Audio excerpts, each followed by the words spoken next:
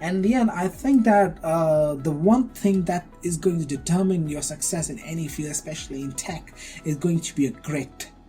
How perseverant you can be. That, of course, that you're going to get slapped a lot, but maybe with each slap you'll straighten out a little bit, and that's what will really keep pushing you.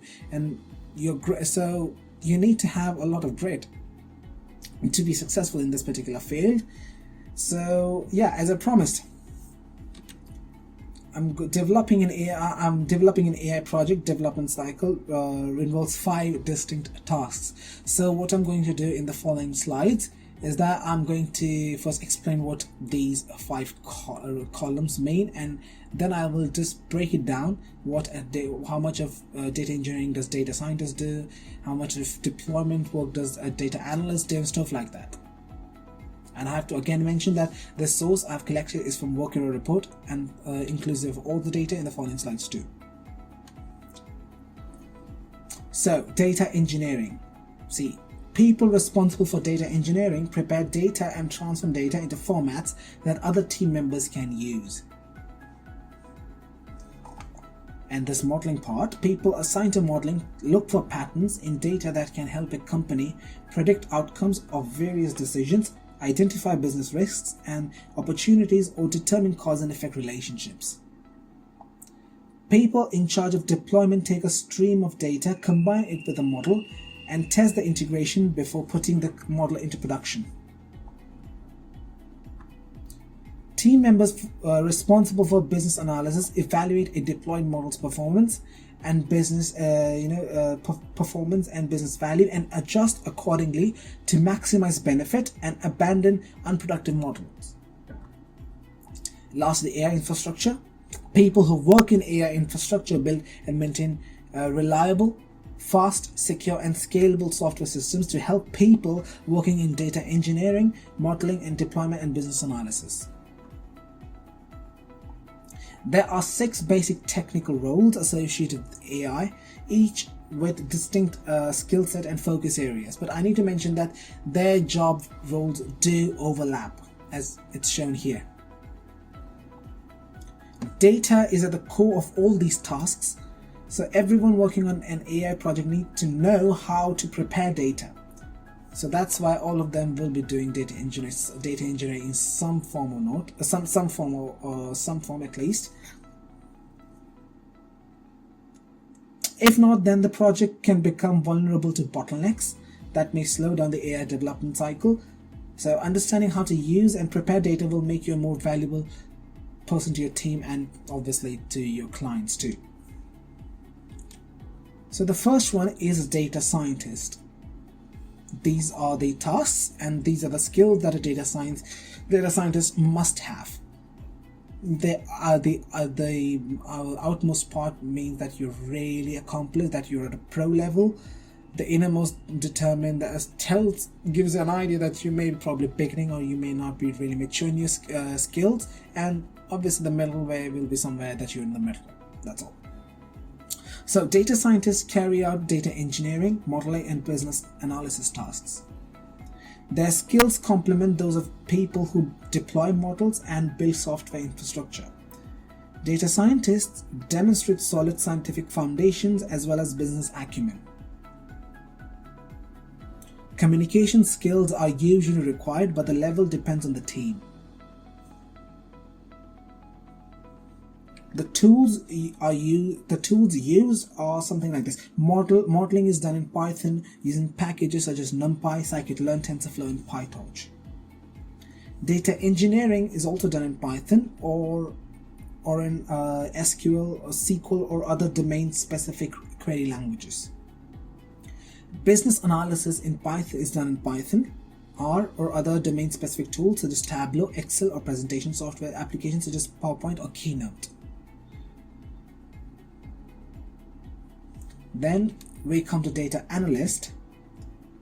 Their skills complement those of people who train models, deploy them, and build software infrastructure. Data analysts demonstrate solid analytical skills as well as business acumen. They are accomplished in query languages such as SQL and commonly use spreadsheet software tools. However, they don't need algorithmic coding skills. Communication skills are usually required, but the level depends on the team. The tools used by them are for data engineering, they use Python and or SQL or other domain-specific query languages. And business analysis is done in Python, R, or other domain-specific tools such as Tableau, Excel, and presentation software applications such as PowerPoint. Then we have machine learning engineer. A variant of machine learning engineer is called deep learning engineer. This role requires deep learning knowledge in addition to the skills represented here. It focuses on applications usually powered by deep learning such as speech recognition, natural language processing, and computer vision. Therefore, it requires skills specific to deep learning projects such as understanding and using various neural network architectures such as fully connected neural networks like CNNs and RNNs. The deployment, it's good that what they really need is a really good command over algorithmic coding, like that would include object-oriented programming also, and in machine learning and developing algorithms in machine learning too. So for programming stuff, they can use, it's better that if they use Python or any other object-oriented programming language like Java or C++, and it's also good that if they have some skills in cloud technologies such as AWS or Azure. Then we have machine learning researcher. Usually for this position, companies will require you to have at least a master's, or more preferably to have a doctorate degree. They achieve their fullest potential in research environment, supported by teams in charge of deployment, business analysis, and AI infrastructure. The machine learning researcher demonstrates outstanding scientific skills. Research by following updates. They do research. They research by following updates via channels such as Twitter, Reddit, RVX, and conferences such as New York IPS, IEEE, ICLR, ICML, and ACM.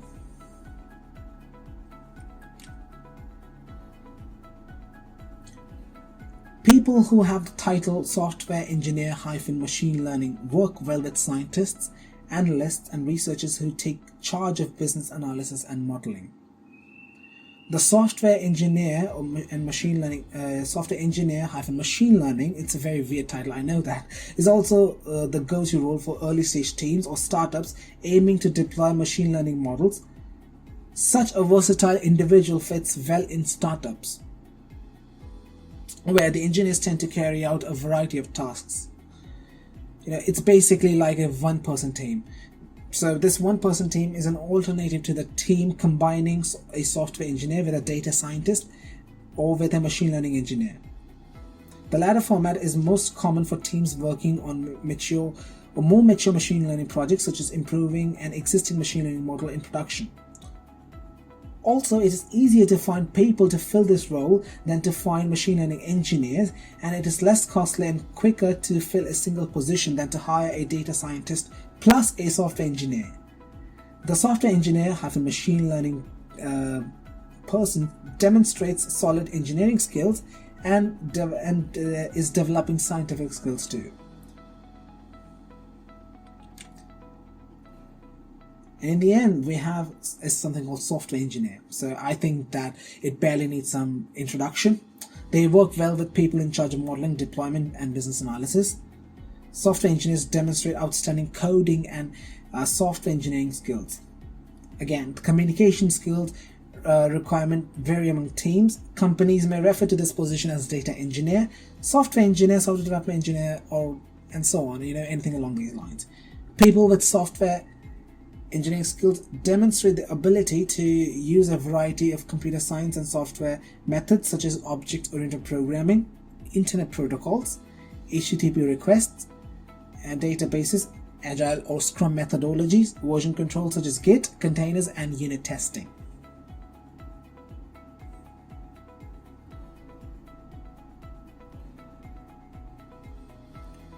So now we've reached the wrapping up of this glorious event.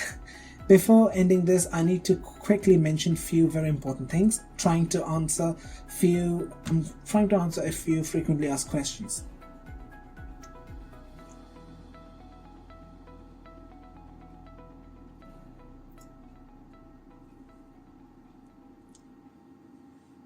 The first question that usually gets asked a lot is, what is the best way to showcase your knowledge? Can you leverage your competitive coding experience and open source? The answer is definitely yes. Showing what you have done and what you have actually built is an excellent way. There are two types of things, two ways you can approach this. Either first one is either doing some project or maybe doing some research work, try to publish a research paper, or at least try to read a lot of review papers and research papers. You can do that or make a project. Or the second thing is like you can showcase your skills via competitive coding in data science. One such good example is Kaggle. Second thing is like networking. You need to connect with other people. LinkedIn is one such tool that you can use, and you need to keep reading a lot. So, try to keep up with blogs, latest events. Try to read a lot of research paper and then write your own review papers. That's a good way, because review papers you can use it so that maybe you can refer it in for your own personal I would not say particular enjoyment, but they're an excellent way to keep up to date.